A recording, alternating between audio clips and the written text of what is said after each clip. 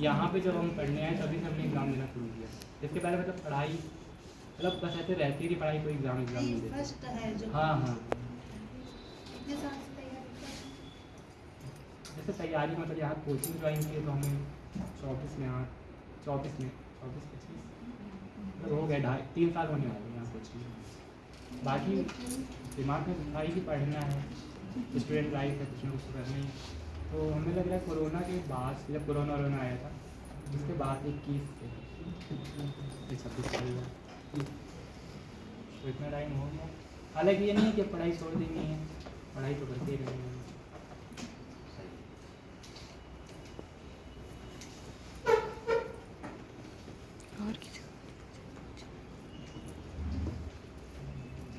Mains exam के बारे में बता दीजिए। मेंस का मेरा कोई अनुभव नहीं है, मतलब कोई तैयारी नहीं है।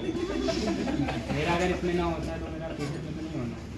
एक्चुअली में देखिए क्या है, एक भी दिन नहीं पढ़ा मैंने, और सर तो मतलब गुस्सा हो सकते हैं, मतलब लेकिन मेरा रिजल्ट आया है तो इसलिए मैं बता रहा हूँ। ना आया तो उसके बाद बताता भी मैं कि मेरी कोई तैयारी नहीं। मतलब पढ़ा है ऐसा नहीं है, लिखने की कोई प्रैक्टिस नहीं है, घर में पढ़ा है, थोड़ा थोड़ा पढ़ा है, या हो सकता है कि मतलब हम थोड़ा अपने आप को अंडर वैल्यू भी करते हैं, जैसे कि इसी रिजल्ट में हो गया, मेरी कम तैयारी है। मतलब हमेशा से आदत है कि मतलब हम अपने आप को जैसे 20 या तो 19 ही रख के चलते हैं। संदेश सर जीएस का स्कोर बताए ना, और वर्ड मीनिंग बताए, तो हमने कहा होगा जरूर, क्योंकि वर्ड मीनिंग 20 की 20 सही रही, 20 नंबर की, और जीएस बहुत अच्छा स्कोर है। तो मीन्स का मतलब कोई नहीं है मेरा, हाँ लेकिन अब करना है, पूरी मेहनत है। पिछली बार मैंने सीखा तो भी छूट गया था, अब की ये था कि जो छोटे छोटे क्लास में पढ़ाने के समय टेस्ट होते थे वो सारे किए गए, वो मुझे लगता है बड़े उपयोगी है होंगे। जैसे क्लास चले, चलो टेस्ट, तो रोजे टेस्ट होता था छोटे छोटे, तो वो संदेश करते थे। जब फुल लेंथ टेस्ट बनाते थे तो वो बच्चे, सारे बच्चे ही उसको जो है करना बंद कर दिए लास्ट टाइम। एक्चुअली मेरा ये भी था मीन्स ना करने की वजह से, क्योंकि आर लग गया तो मैं भले ही मतलब मैं ऊपर सोच रहा हूँ कि नहीं होगा मेरा, लेकिन एक अंदर से कि शायद हो जाए, तो मतलब दिमाग में था ये आर में हो जाएगा तो मुझे शायद उसमें मेरा ही चीज़ है। जैसे आर का रिजल्ट ना होता तो शायद अच्छे से प्रिपेयर करके देता, ये भी है।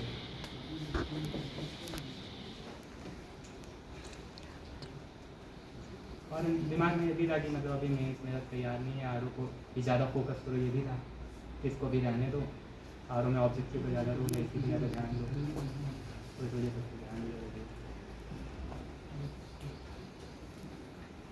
बाकी कुछ लोग पंकज सब बात हो ही आती है हमारी फोन में। नहीं, थोड़ा सा रील पेज में हम लोग सब कोई बच्चा एक क्वेश्चन पूछता है तो पूरी क्लास को सुनने का मौका मिलता है। भैया जी, आप सीबीएसई से पढ़े थे भैया जी, हमारे 2-3 साल सीनियर हैं भैया।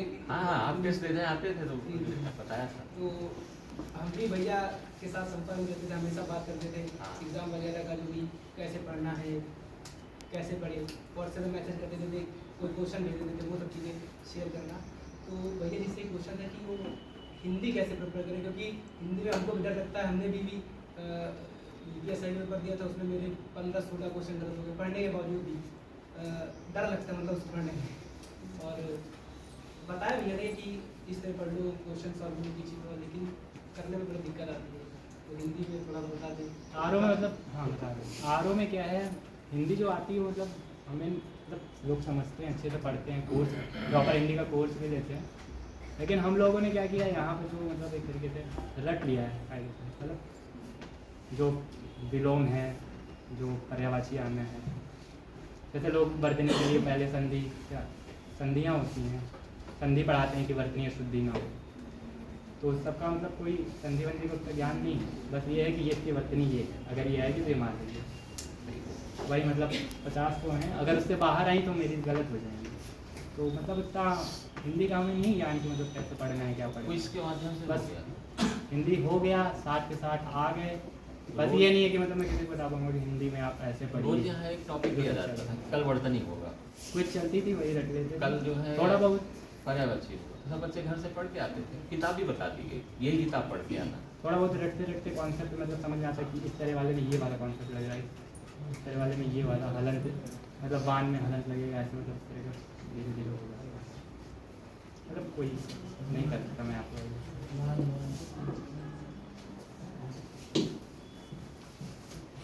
बाकी एसआई वगैरह में अलग हिंदी आती हमको भी है। पूछना है, हमें क्वेश्चन ये पूछना है सर, संदेश की क्वालिटी बहुत अच्छी है, वो रिटेनिंग एबिलिटी बहुत अच्छी है, तो उसके बारे में जानना था कि जीएस को इतना ब्रॉड सिलेबस है लेकिन संदेश को मतलब रिटेन बहुत अच्छे से करते हैं, तो ये पूछना था ये एबिलिटी को कैसे डेवलप करें।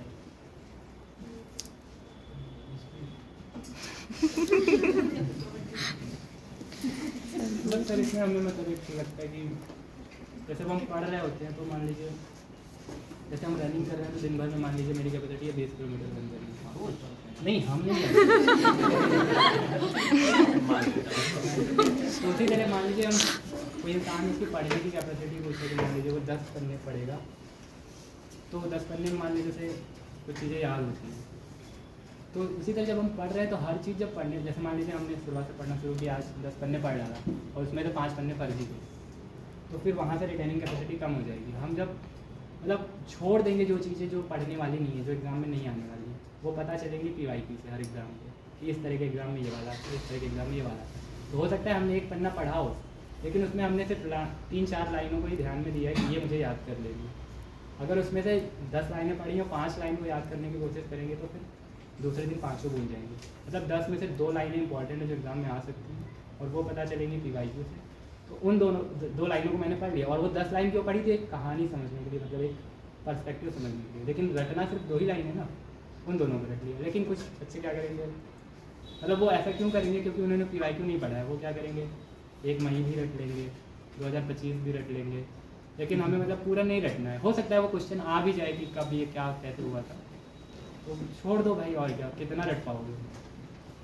मतलब मेरा तो यही है, हालांकि और यही है आंसर मेरा, मतलब जो इम्पोर्टेंट है वही करिए क्योंकि सब पढ़ेंगे फिर कैपेसिटी तो है नहीं कि अनलिमिटेड है। मतलब है तो ब्रेन की मतलब बहुत, लेकिन जो नहीं पढ़ना क्यों पढ़ेंगे। और ये पता PYQ से ही चलेगा, चाहे मेंस हो जाती है। मतलब इसमें ऐसा नहीं है कि ब्रेन किसी का तेज है कोई किसी का, इसमें यही है कि उसने PYQ नहीं पढ़ा है और उसे पता नहीं कि वो जो पढ़ रहा है एग्ज़ाम के लिए रेलिवेंट है कि नहीं। यही है सर। बाकी इसमें तो इतना ध्यान दिमाग में नहीं लगाना आर वगैरह में, तो इसमें तो पूरा PYQ आ जाता है, खाली वही पढ़ लो। ये सब तो मतलब बात है फ्यूचर के लिए और GPS के लिए। आर में तो पूरा PYQ आता है, FQ वाले में बहुत PYQ आया था। और PYQ में इन द सेंस कि मतलब हो सकता है पूरा क्वेश्चन ना आए, ऑप्शन से बन जाए नया कुछ। आर वगैरह में तो बहुत दिमाग नहीं लगाना है। बाकी वही PYQ पढ़ लीजिए, चाहे हिंदी के हों चाहे ऑब्जेक्टिव MCQ के हों, उसी से आ जाएगा। और इस सबको तो मैंने बहुत पहले मतलब जब कोचिंग में आए थे तभी आर वगैरह का PYQ पढ़ना तब चल रही थी ना सर। आप एक पेपर देते थे या 2023 किसी ऐसे पूछते थे कि उसका क्विज करेंगे, TCS का क्विज चलता था PYQ पेपर का, तो उसी टाइम पे पढ़ लिया था, फिर पढ़ के छोड़ नहीं दिया था, मतलब उसको दोबारा नहीं पढ़ा था। जो हम लोग की क्विज चलती है वो PYQ की है, उसमें सारे प्रीवियस ईयर ही क्वेश्चन है। अगर उनको हम रोज़ पढ़ रहे हैं तो इसमें मतलब सर रट गया हम लोगों, रोज़ पढ़ रहे हैं क्विज टेस्ट। हमें लगता है हम लोगों ने कितने टेस्ट दे दिए होंगे 3 साल में, अगर हर संडे साल भर में 52 संडे आते हैं, 52 आते हैं तो 52 आते हैं तो 50-50 150 हो गया। हाँ 150 ही टेस्ट हो गया, बाकी 50 स्पेशल मान लीजिए, तो 200 टेस्ट दे चुके हैं, तो बहुत होता है।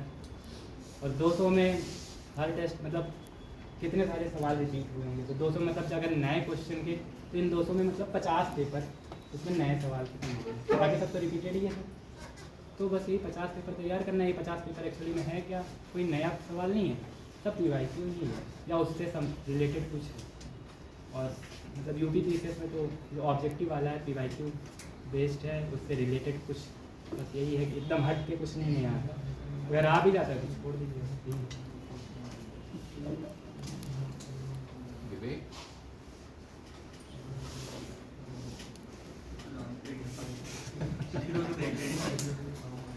मिलांशी पूछते रहिए, कोई क्वेश्चन एक रेडी रखिए, आज सब उगलवाना है कैसे आया रहना है। प्रीति, निहारिका, कोई क्वेश्चन ही नहीं, ऐसा कैसे हो जा रहा है। अच्छा एक चीज़ मैं ये भी कहना जैसे मैं मान लीजिए मेरा रिजल्ट ना आता ना आता तो फिर किसी लायक इस टाइम पे थे नहीं है। जैसे मान लीजिए BA हमने किया तो उसमें 45% से कम है। कहीं मतलब प्राइवेट में भी जाएंगे तो ढंग की नौकरी नहीं मिलती है। मतलब 45% क्या होता है, 45 भी नहीं है, 44% है। उसके बाद कुछ किया भी नहीं, ना कुछ कंप्यूटर कोर्स, मतलब ये RO में मेरा ना होता तो फिर अभी 1-2 साल कुछ होना नहीं था, फिर आगे फिर मेरे की तैयारी करते हुए मतलब बहुत सपोर्ट हो गया इससे, नहीं तो बहुत परेशान हो गया। मतलब और कोई मतलब ना साइट दी है, ना कंप्यूटर, ना टाइपिंग आती है, ना बहुत सारे एग्जाम में तो एलिजिबल नहीं है, 50% मिनिमम मांगता है परीक्षा देने के लिए। जैसे अधिशासी अधिकारी है, मिनिमम 50%, बैंकिंग में भी है ना, मिनिमम 50% चाहिए। तो मतलब मेरा सिविल सर्विस में कोई वो है नहीं, इसी तरह RO में भी कुछ नहीं है। तो यही मतलब एक फील्ड है जिसमें कुछ हो सकता था। और अभी मेंस तैयार नहीं था तो PCS और IAS भी कुछ नहीं हो सकता था, बचा RO, तो उसमें हो गया बस।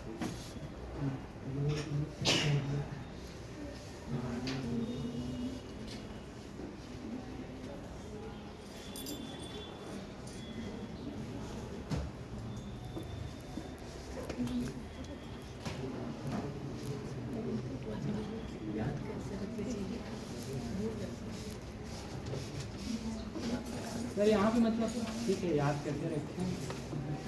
जैसे और कोचिंग में हो सकता है सोचना भी पड़े। यहाँ पे जैसे पढ़ा मान लीजिए नदी तंत्र चल रहा है, फिर क्विज मिल गई तो क्विज में हो सकता है 10 सवाल नदी तंत्र के आ गए, फिर टेस्ट है उसमें भी आ गया। तो ये तो मतलब एक स्कैटर्ड हो गया कि बार बार घूम के आगे पाते हैं।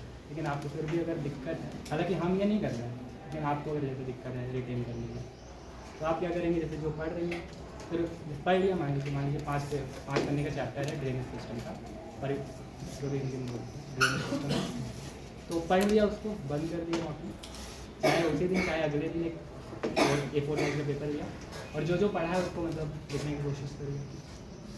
सारा तो याद आएगा नहीं, मान लीजिए आपने उस 5 पन्ने में 20 पॉइंट थे जो आपको याद करने वाले थे एग्जाम रिलेवेंट थे, तो हो सकता है उस 20 पॉइंट में 5 पॉइंट आपको याद है, हो सकता है 10 में। वो इस बात पर निर्भर करता है आपने जब पढ़ रहे थे तो क्या फोकस में, क्या क्वालिटी में। तो जितने भी पॉइंट आपको याद हैं उसको एक पेन से लिख लिया, एक A4 साइज पन्ने में उस पर लिखा ड्रेनेज सिस्टम। उसके बाद जो पॉइंट नहीं याद आ रहे हैं उसको जहाँ से भी पढ़ा है उसको खोला और एक दूसरी पेन ले ली, उन पॉइंट को लिख दिया। उस दूसरी पेन से लिखने का मतलब ये कि ये पॉइंट मुझे नहीं याद आया था, फिर उसको कर लिया, फिर ये छोड़ दिया, इतना कर लिया। फिर 1 हफ्ते बाद या 3-4 दिन बाद जैसे भी आप सिस्टम में लीजिए, फिर एक पन्ना A4 साइज पेज लेना, फिर लिखना शुरू करिए। फिर जितना आपकी हो सकता है आपने 12 पॉइंट लिखे हों, 8 छूट गए, फिर उन 8 पॉइंट को दूसरे का पेन से लिखिए, ठीक है ना। तो वो अब ये क्या है कि ये वाले 8 पॉइंट, पहले मुझे 5 आ रहे हैं, अब 12 आ रहे हैं, अब 8 पॉइंट नहीं आ रहे, फिर एक बार कर मतलब 5-6 बार ऐसे कर लीजिए। जिन चीज़ों में हर चीज़ में ऐसा नहीं समझते थे कि हर चीज़ नहीं रिटेन हुआ, कुछ चीज़ें होती हैं जो कन्फ्यूजिंग होती हैं, लेकिन बहुत सारी चीज़ों में मतलब ऐसे निमोनिक्स कुछ बना लें। जैसे अभी एक डिफेंस वाली जो कुछ था आज, तो उसको हमने आजकल बना लिया था कि आगरा, मतलब कुछ भी मतलब अपने आप से बना सकते हैं। जैसे कोचिंग वाले भी क्या होते हैं वो बना के देते हैं, आप खुद ही बना लीजिए। बहुत सारे निमोनिक्स में कुछ ऐसा ट्रिक कर लीजिए, तो ये है मतलब रटने का। और वो निमोनिक वाला ये रहता है हमेशा याद भी रहता है जो आप खुद बनाएंगे। जैसे हो सकता है कोई दूसरे का दिया निमोनिक हो सकता है आप भूल जाओ कि यार वो निमोनिक क्या था, वही नहीं याद आ रहा है जो आपने मतलब बनाया था याद करने के लिए, वही नहीं याद आ रहा है।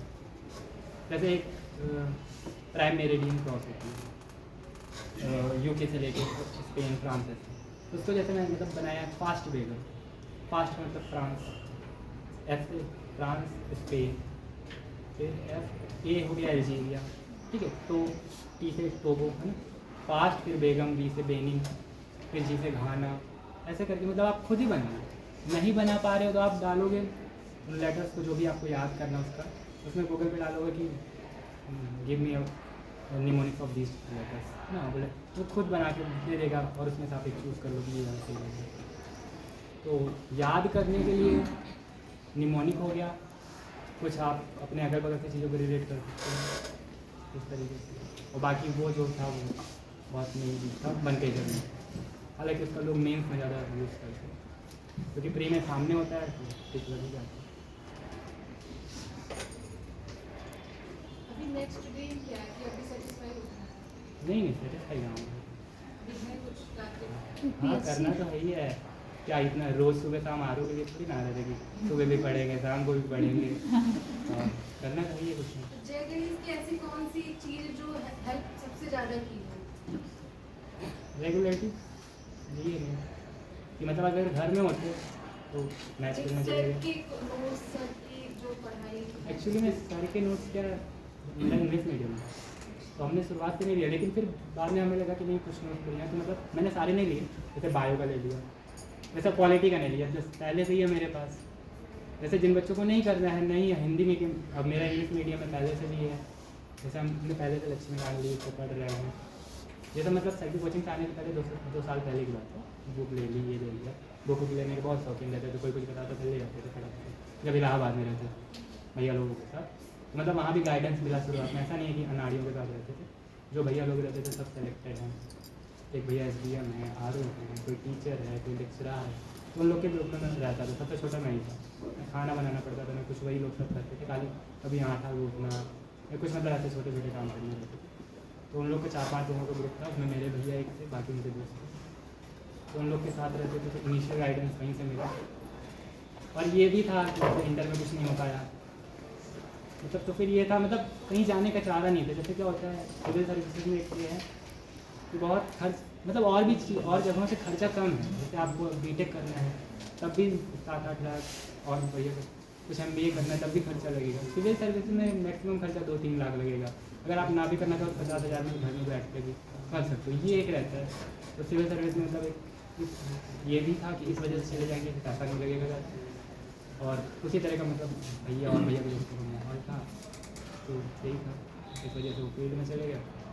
और शुरुआत से तो यही था कि कुछ मतलब बढ़िया करना है, लेकिन इसी क्रम में RO का हो गया है।